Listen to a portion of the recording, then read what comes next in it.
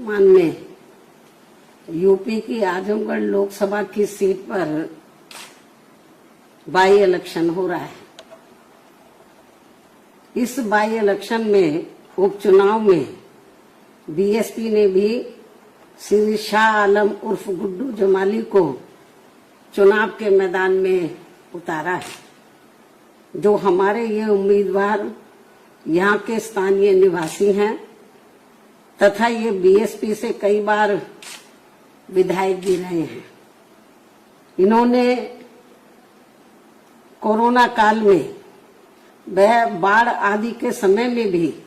पीड़ित लोगों की काफी मदद की है। वैसे भी ये अक्सर जरूरतमंद लोगों की वहाँ काफी मदद करते रहते हैं और मदद भी केवल इन्होंने यहाँ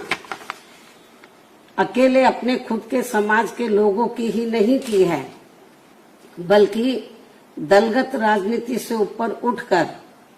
वह मानवता एवं इंसानियत के नाते यहाँ सभी वर्गों व धर्मों के मानने वाले लोगों की अपने सामर्थ्य के हिसाब से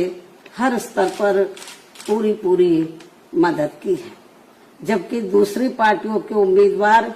ऐसे समय में हमें कहीं भी यहाँ नजर नहीं आते हैं। इसके साथ ही बीएसपी का अकेला एक ऐसा हमारा ये उम्मीदवार है जो अधिकांश आपके बीच में ही रहता है, यानी कि आजमगढ़ जनता के बीच में ही रहता है और ना ही व्यक्तित्व भी बहुत अच्छा है और ना ही किसी के लिए दूसरी पार्टियों की तरह ना ही किसी के लिए अभद्र भाषा का भी इस्तेमाल करता है। ऐसे व्यक्तित्व को हमने यहाँ की आम जनता की चाहत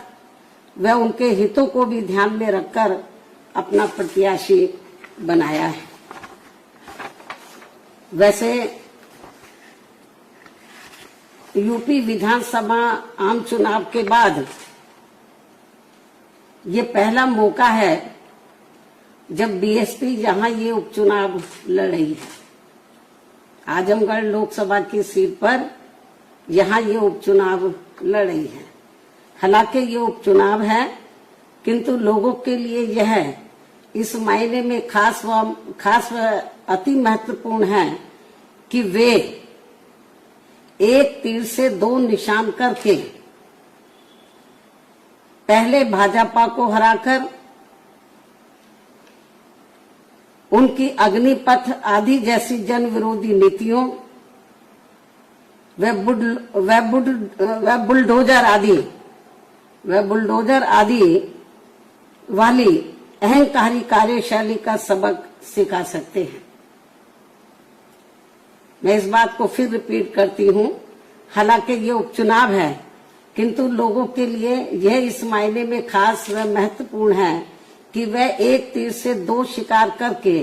पहले भाजपा को हराकर उसकी अग्निपथ आदि जैसी जन विरोधी नीतियों व बुलडोजर वाली अहंकारी कार्यशैली का सबक सिखा सकते हैं और साथ ही सपा को भी बीजेपी से उसकी अंदरूनी मिली भगत आदि की भी सजा दे सकते हैं, जिससे ये पुनः स्थापित हो जाएगा कि खासकर यूपी में भाजपा को चुनाव में पराजित करने के लिए सपा नहीं बल्कि बीएसपी ही सर्वाधिक शक्तिशाली माध्यम है। हालांकि ये भी जग जाहिर है कि भाजपा व सपा एक ही थैली के चट्टे बट्टे हैं तथा ये दोनों हमेशा एक दूसरे के पूरक ही रहे हैं। साथ ही इन दोनों पार्टियों की नीति व कार्यशैली एक दूसरे को अंदर अंदर राजनीतिक तौर पर मदद व मजबूत बनाने की ही रही है, जिसके एक नहीं बल्कि अनेकों उदाहरण लोगों के सामने मौजूद हैं, जिसका खामियाजा औरों से कहीं अधिक यहाँ अकलियतों व समाज के अन्य उपेक्षित वर्गों के लोगों को ही उठाना पड़ता है। इतना ही नहीं बल्कि पिछले विधानसभा आम चुनाव में भी इन दोनों पार्टियों के भारी षड्यंत्र एवं आपसी मिली भगत के तहत ही यानी कि इससे पहले जो असेंबली का चुनाव हुआ, ये बाई इलेक्शन से पहले, तो इन दोनों पार्टियों के भारी षड्यंत्र एवं आपसी मिली भगत के तहत ही बीएसपी को बीजेपी की बी टीम बताने व चुनाव को घोर हिंदू मुस्लिम सांप्रदायिक रंग देने का ही नतीजा था कि बीजेपी यहां दोबारा से सत्ता में वापस आ गई। इतना ही नहीं, बल्कि पिछले विधानसभा चुनाव में भी इन दोनों पार्टियों के भारी षड्यंत्र एवं आपसी मिली भगत के तहत ही बीएसपी को बीजेपी की बी टीम बताने व चुनाव को घोर हिंदू मुस्लिम सांप्रदायिक रंग देने का ही नतीजा था कि बीजेपी यहां दोबारा से सत्ता में वापस आ गई और अब लोग अपने आप को यहां काफी ठगा हुआ सा महसूस करने लगे हैं। वास्तव में वैसी गलती खासकर विशेष एक समुदाय के लोगों को अब यहाँ आगे नहीं दोहरानी चाहिए। खासकर आजमगढ़ के लोकसभा उपचुनाव में तो ये गलती बिल्कुल भी नहीं करनी चाहिए। इसके साथ ही ये भी बहुत उम्मीद है कि इस चुनाव के परिणाम बीएसपी के पक्ष में आने की संभावना की वजह से भाजपा सरकार की जन विरोधी नीतियों व कार्यशैली आदि पर काफी हद तक अंकुश भी लग सके,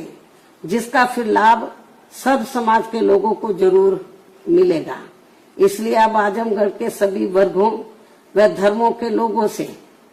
मेरी पुरजोर यही अपील है कि वे यहां से बीएसपी के उम्मीदवार को जिताकर प्रदेश व देश को जनहित व देश हित का बड़ा संदेश जरूर दें। इस उम्मीद के साथ ही अब मैं अपनी बात यही समाप्त करती हूँ। धन्यवाद।